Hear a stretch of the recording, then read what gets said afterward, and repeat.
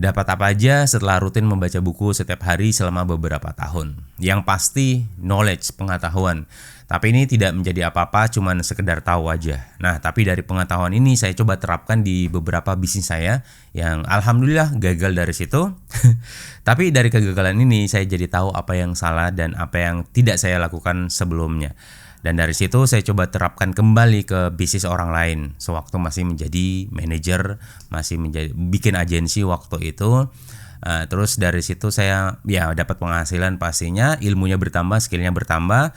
Habis itu setelah saya rasa cukup untuk bisa sharing, saya buatlah kelas-kelas kecil dengan harga kecil, pesertanya sedikit, tapi dengan harga yang lumayan tinggi lah buat saya setidaknya, seperti itu. Nah dari situ saya terbangun integritasnya, saya jadi tahu bagaimana cara sharing. Habis itu saya coba buat mentoring kecil, private mentoring. Tapi karena saya mungkin paham marketing, jadi saya tahu bagaimana berkomunikasi tentang value yang saya punya.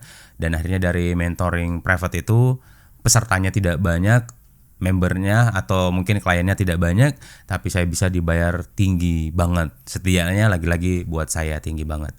Nah, habis itu yang saya lakukan ya rutin ngajar, bikin kelas kecil, lagi-lagi dibayar mahal, mentoring, dan semuanya alhamdulillah menghasilkan ya cuan yang lebih dari cukup setidaknya lagi-lagi buat saya. Karena ya dengan mendapatkan apa yang saya dapatkan saat ini itu effortnya sangat-sangat sedikit teman-teman. Saya tidak kenal lagi apa yang dikenal sama orang-orang lain di luar sana 9 to 5, bekerja dari jam 9 atau mungkin jam 8 pagi sampai jam 5 sore. Saya tidak kenal itu lagi dan saya tidak pernah diperintah lagi sama atasan atau apapun yang semisalnya. Tapi saya bisa dapat cuan yang banyak dengan cara menukarkan value yang saya punya. Karena dari knowledge, praktik, gagal, dan semua kegagalan itu saya bisa sharing ke klien saya sehingga mereka bisa tahu apa yang seharusnya mereka tidak harus lewati dan apa yang harusnya mereka lakukan. Dengan begitu mereka jadi punya kebebasan waktu yang lebih banyak dan itu adalah value yang sangat-sangat besar yang bisa saya tukarkan ke mereka.